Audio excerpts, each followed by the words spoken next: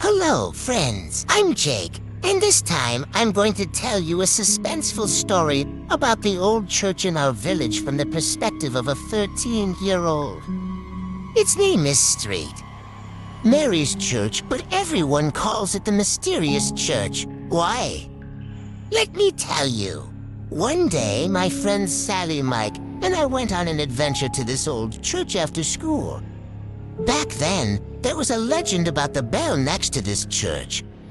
The bell had disappeared years ago during a storm, and strange things had been happening in the village ever since. Curious about how mysterious it was, we went to the church.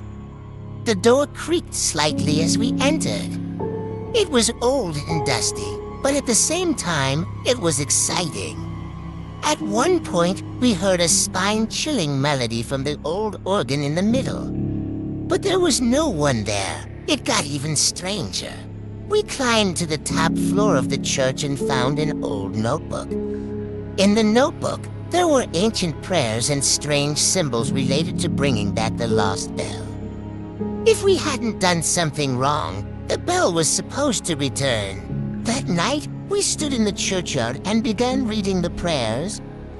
It was getting dark, and the wind was howling. Suddenly, out of nowhere, we heard the sound of the bell. We froze in fear because the church never had the sound of a bell. After the sound, the sky suddenly lit up, and we felt something strange in the wind.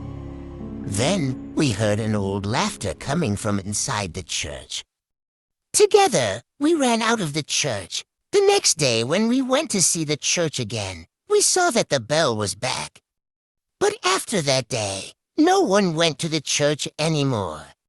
Maybe the ancient prayers and the sound of the bell had awakened something in the church. Who knows, maybe there are still mysterious things happening there.